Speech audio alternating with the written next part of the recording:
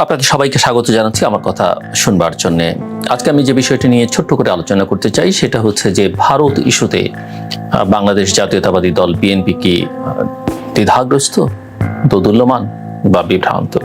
বাংলাদেশের রাজনীতিতে ভারত অত্যন্ত গুরুত্বপূর্ণ একটি ফ্যাক্টর এবং বিএনপির সঙ্গে তার সম্পর্ক কখনো ভালো কখনো খারাপ, কিন্তু মোটা দাগে বলা যেতে পারে যে অ্যান্টি ইন্ডিয়ান একটা পলিটিক্সের মধ্য দিয়ে বিএনপির উত্থান এবং মাঝখানে বিএনপি ভারতের সঙ্গে অত্যন্ত সুসম্পর্ক বজায় রাখবার চেষ্টা করেছে, আবার মাঝে মাঝে এমন ক্ষমতায় থেকে এমন সব ঘটনা ঘটিয়েছে যেটা ভারতকে ত্যক্ত বিরক্ত বা ক্ষিপ্ত করে তুলেছে।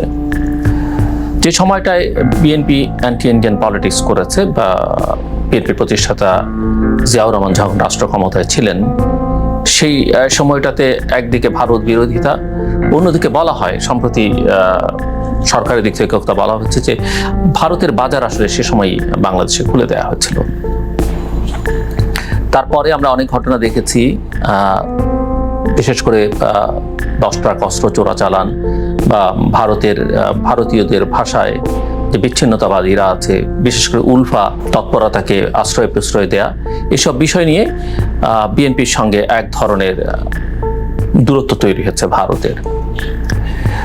2013 সালে যখন ভারতীয় রাষ্ট্রপতি প্রণব মুখার্জি বাংলাদেশ সফরে এসেছিলেন এবং বাংলাদেশ জাতীয়তাবাদী দল বিএনপি চেয়ারপারসনের সঙ্গে বৈঠক নির্ধারিত থাকবার পরেও তিনি যখন হরতালে রুজু হতে সেই বৈঠকে যাননি, সেটা আসলে ভারতকে অনেক অসন্তুষ্ট করেছে। আমরা জানি একসময় বিরোধী দলীয় নেতা থাকা সত্ত্বেও বেগম খালেদা জিয়াকে ভারত লাল গালিচা সংবর্ধনা দিয়েছিল। পরবর্তী পর্যায়ে যখন নরেন্দ্র মোদী আসেন বাংলাদেশ সফরে, তার সঙ্গে অবশ্য বেগম জিয়া তার হোটেলে গিয়ে সাক্ষাৎ করেন।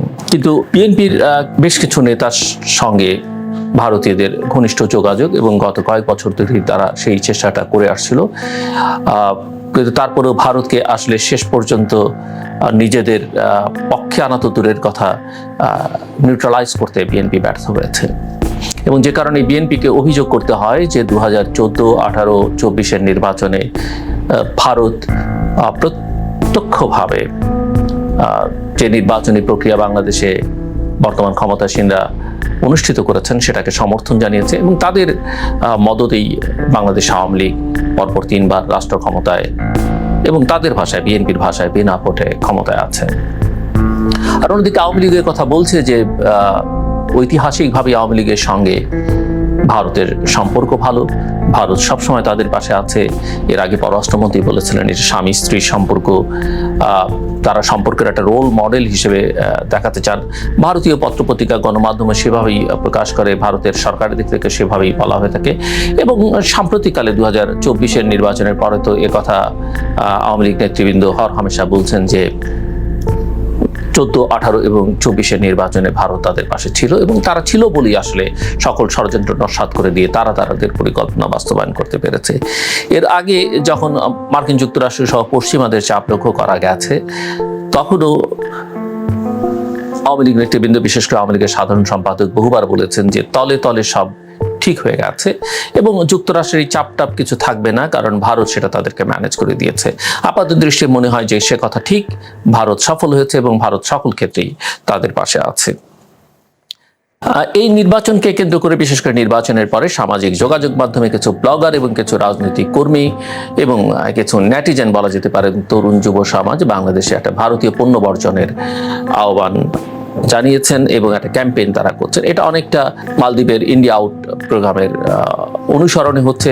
এর আগে আপনারা জানেন নেপালও একসময় ভারতীয় পণ্য বর্জনের একটা কর্মসূচি কিছুদিন তারা পালন করেছিল এবং এটা একটা সামাজিক আন্দোলন হিসেবে তৈরি হচ্ছে। খুব সফল হয়েছে সেটা বলা যাবে না, কিন্তু এক ধরনের আলোড়ন যে তৈরি করেছে সেটা মোটামুটিভাবে বোঝা যায় এবং এটা নিয়ে যে ভারতীয়দের মধ্যে এক ধরনের প্রতিক্রিয়া দেখা গেছে, ভারতীয় কিছু গণমাধ্যম এটা নিয়ে যথেষ্ট প্রতিক্রিয়া ব্যক্ত করেছে, সেটাও মোটামুটিভাবে স্পষ্ট।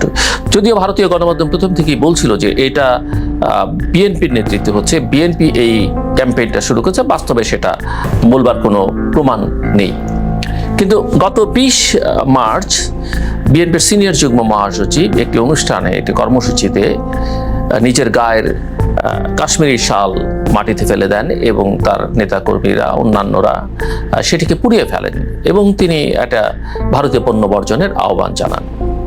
এখন প্রশ্ন হচ্ছে রুহুল কবির রিজভী, যাকে বিএনপির একজন রহস্যময় নেতা বা আবাসিক প্রতিনিধি বলা হয়, তিনি যেটি করলেন সেটি দলের সিদ্ধান্ত কিনা এটি নিয়ে প্রশ্ন উঠেছে।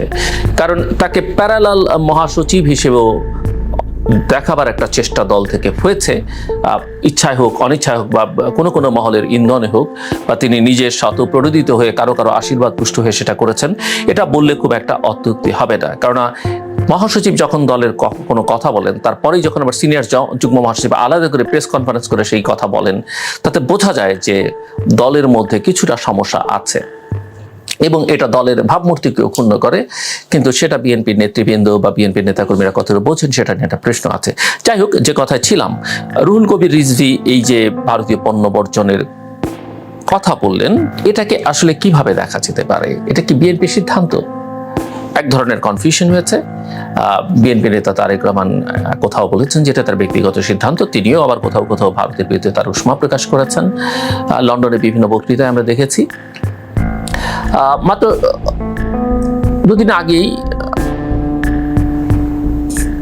বলা যেতে পারে, দুদিন আগে বললেও ভুল বলা হবে, আসলে এটা গত মঙ্গলবারই বিএনপির একটি সভা হয়েছে, তাদের সর্বোচ্চ নীতি নির্ধারণী কমিটি, জাতীয় স্থায়ী কমিটির একটি সভা হয়েছে। সেই সভায় এই ভারত বিরোধিতা বা ভারত ইস্যুতে বিএনপির অবস্থান কি হবে সেটা নিয়ে মোটামুটিভাবে একটা আলোচনা হয়েছে। তবে এটি সভা থেকে এই বিষয়ে তারা চূড়ান্ত সিদ্ধান্ত নেননি, যেমনটা উপজেলা নির্বাচনে তারা অংশ নেবেন কিনা সেই বিষয়ে চূড়ান্ত সিদ্ধান্ত নেননি। তবে বিএনপি মোটা দাগে যেটা তাদের নেতৃবৃন্দের কথাবার্তায় বেরিয়ে এসেছে, তারা এটাকে একটা সামাজিক আন্দোলন হিসেবেই দেখতে চান। এবং এখানে একটা বড় কথা মাথায় রাখতে হবে, যদি বিএনপি এই আন্দোলন করে, ভারতীয় পণ্য বর্জনের আন্দোলন বা ইন্ডিয়া আউট প্রোগ্রাম, সেটা বিএনপির জন্য একটা বড় টার্নিং পয়েন্ট হবে এবং বড় ঝুঁকি হবে। ভারত আমাদের প্রতিবেশী দেশ, তাদের সঙ্গে আমাদের সুসম্পর্ক রাখতে হবে, কিন্তু অবশ্যই আমরা আমাদের স্বার্থ দেখব এবং তাদের সঙ্গে আমাদের বার্গেনিং ক্যাপাসিটিটাও বাড়াতে হবে এবং ভারতকে মনে করতে হবে যে আমরা তাদের সঙ্গে সমমর্যাদায় থেকে বন্ধুত্বটা রক্ষা করতে চাই। সেই জায়গায় ভারতকে খেপিয়ে তোলা বিএনপির মতো একটা বড় রাজনৈতিক দলের জন্য কতটা উচিত হবে? হ্যাঁ, বিএনপি যদি এই আন্দোলনকে নেতৃত্ব দিতে পারে, সফল করতে পারে, বিএনপি যদি তার ব্যাকআপ হিসেবে ভারত বিরোধিতার পরেও তার একটা মিত্র শক্তি গড়ে তুলতে পারে। এখন ভারতের এই অঞ্চলে প্রবল বিরোধী চীন, এটা নিশ্চিতভাবেই বলা যায় চীনকে কোনো কারণ নেই বিএনপি তার পাশে পাবে।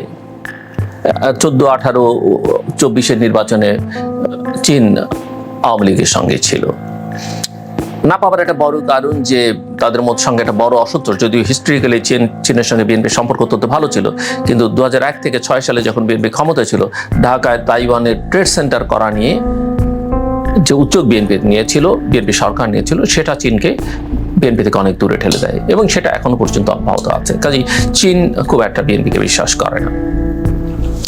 এখন প্রশ্ন হচ্ছে তাহলে কে থাকতে পারে? এখন পশ্চিমা শক্তি, তাদের সঙ্গেও যে বিএনপি খুব একটা সখ্যতা গড়ে তুলতে পেরেছে সেটা বলা যাবে না।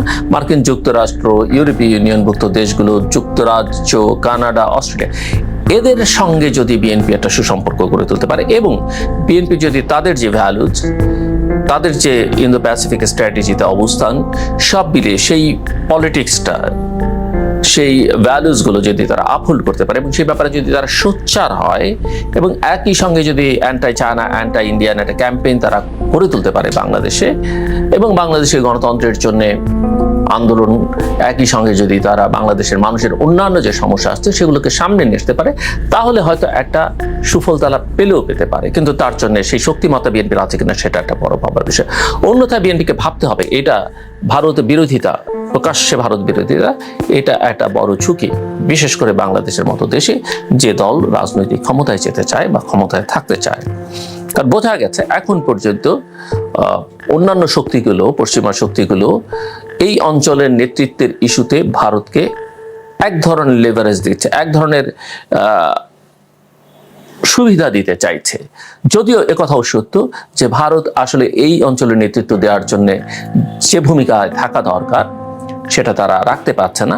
এই অঞ্চলে অর্থাৎ দক্ষিণ এশিয়ার কোনো দেশকেই তারা তাদের কাছের করতে পারছে না। একমাত্র বাংলাদেশ সরকার, কোনো অবস্থাতেই বলা যাবে না যে বাংলাদেশের জনগণকে তারা খুব একটা সন্তুষ্ট করতে পারছে।